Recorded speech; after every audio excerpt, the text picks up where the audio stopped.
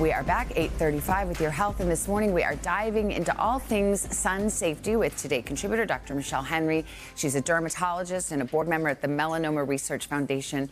Dr. Henry, good morning. Good morning. We're going back to Sun 101 here, and let's talk about sunscreen. We know that we have to wear it, but what's the mechanism? How does it work? I've always wondered, what's the mineral versus the other kind? So just give us the basics. So if you think about sunscreen, think of sunscreen as the bodyguard for your body, right? So when we look at UV light, it has many wavelengths. We have UVA, which we call UV aging. Penetrates deeper, it pokes holes in our collagen, it makes us look older, but also contributes to melanoma and skin cancer. UVB is the bad guy. UV burning is what gives you that discomfort. And so that's what really causes the DNA damage. So if we think about that DNA damage, think of your DNA as like an instruction manual for your body. And when it gets that UV light, all the words meld together. And so now the body can't read it. And we create these odd signals, and that creates skin cancer. So that's the damage. When we look at different types, chemical sunscreen, it really absorbs that light and turns it into heat, right? And gets rid of it that way. When we look at the mineral sunscreens, they absorb a little bit, but they reflect and they scatter. Are both equally effective? Both are equally effective. If you're someone that's a little bit more sensitive, you may want a mineral sunscreen because of that reflection. Okay, different SPFs. We're talking about the different ingredients. What is the bare minimum for SPF? Because I see a lot of beauty products, it'll be like SPF 15, SPF 30, not good enough? 15 not good enough. SPF 30 is okay, but if you're really looking, I look for my top 3. SPF 50 at least, broad spectrum, so blocking against UVA and UVB, and then we want something that's water resistant, because even if you're not swimming, you're sweating, you're outdoors, so we want something that's going to stick around. And how often do you need to reapply and to soak in? I'm always putting it on my kids, and then I'm like, you gotta wait. Exactly. At least 15 minutes. We want you to wait so it absorbs, binds with the skin, and we want you to reapply every 2 hours when you're outside. Okay.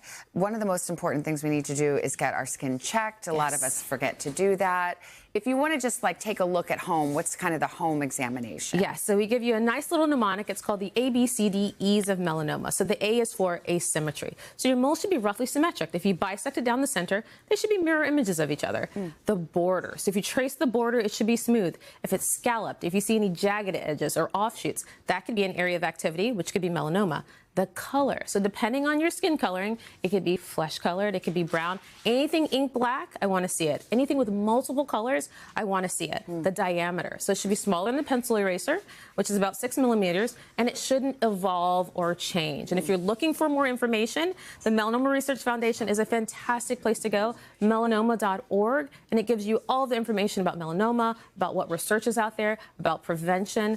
It's great for survivors. It's great for anyone who wants to learn about melanoma. I'm backing up just a minute. I mean, the connection between UV exposure and skin cancer is well established. Absolutely proven. UV light is a class 1 carcinogen, meaning it's the same as tobacco. It's the same as asbestos. We know this. This is not something we're making up. This is well established research. And beyond the sunscreen and the skin checks, what are your other kind of go-tos? Yes. When you're out and about on the street telling people to take care of their skin? Yes, so we love sunscreen, but you have to put on enough. That's the biggest problem. So for your face, you need about a nickel-sized amount of sunscreen. You need that thick layer. For the body, about a shot glass or a golf ball-sized amount.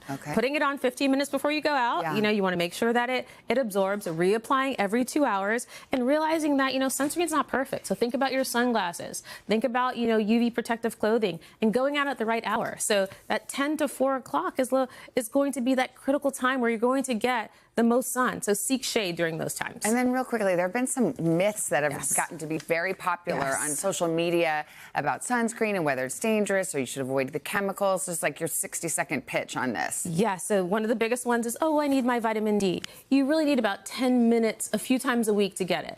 Your sunscreen's not perfect. You're still making vitamin D.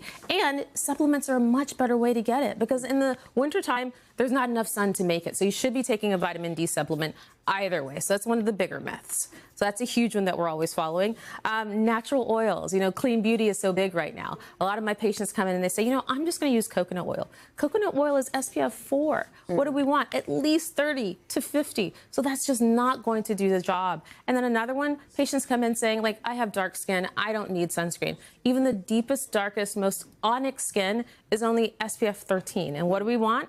30 or 50. So if you have dark skin, you still need sunscreen. All right, good primer. Dr. Henry, thank you so much. My pleasure. To see you.